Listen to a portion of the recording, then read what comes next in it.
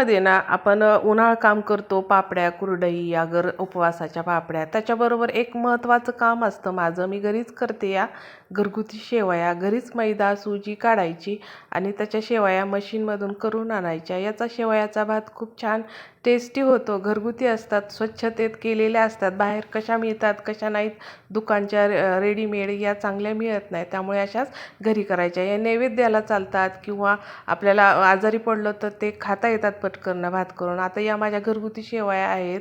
आता त्याच्यासाठी मी असे थोडेसे ड्रायफ्रूट्स घेतलेले आहेत. या शेवया आपण साधा एकदम सिंपल भात करतो, पण थोडंसं असं वेगळ्या पद्धतीने केला तर मुलंही आवडीने खातात.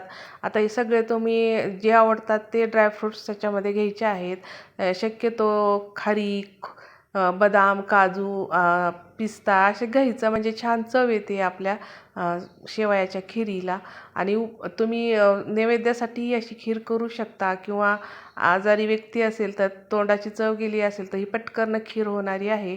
आता कढई घ्यायची आहे एक आणि त्याच्यामध्ये तूप टाकायचं, असं सगळीकडे पसरवून तूप टाकायचं. त्याच्यामध्ये ड्रायफ्रूट्स टाकून भाजून घ्यायचे आहेत, थोडेसे असे अर्धवट भाजायचे. परत त्याच्यामध्ये त्याच तुपामध्ये आवडीनुसार साखर घ्यायची आहे आणि कॅरमल करून घ्यायचं आहे. यानं काय होतं, आपल्या खिरीलाही रंग छान येतो आणि चवही खिरीची वाढते. शक्यतो आपण या घरगुती शेवया फक्त पाण्यात शिजवतो आणि तशाच खातो, पण जर असं वेगळ्या पद्धतीने केल्या तर छान चव येते. तुम्हाला शेवया तुपामध्ये भाजून घ्यायच्या असेल तर घेऊ शकता, पण मी इथं पाण्यातच आपलं भात करून घेणार आहे. शेवयाची खीर छान टेस्टी होते. ड्रायफ्रूट्स असतात, वेलची पूड टाकलेली असते, साखर छान कॅरमल करून टाकलेली असते, त्यामुळे खीर दिसायलाही सुंदर बनते, चवीलाही छान बनते. आता इथं मी चांगले जास्त अशी वेलची पूड टाकलेली आहे. चांगलं पाण्याला उकळी आली की ह्या अशा आपल्या घरगुती बनवलेल्या शेवया घरच्या सुजी आणि मैद्यापासून बनवलेल्या असतात, रव्याच्या नसतात.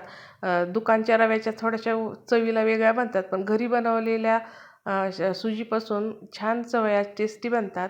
आता इथं मी मलई थोडीशी टाकलेली आहे दुधावरची. तूप टाकून आणखीन परत छान खीर शिजवून घ्यायची आणि छान अशी सरबरीत ठेवायची, जास्त घट्ट होऊ द्यायची नाही. तूप दूध टाकून आणखी तुम्ही त्याच्यावर छान अशी आपली घरगुती बनवलेल्या शेवयाची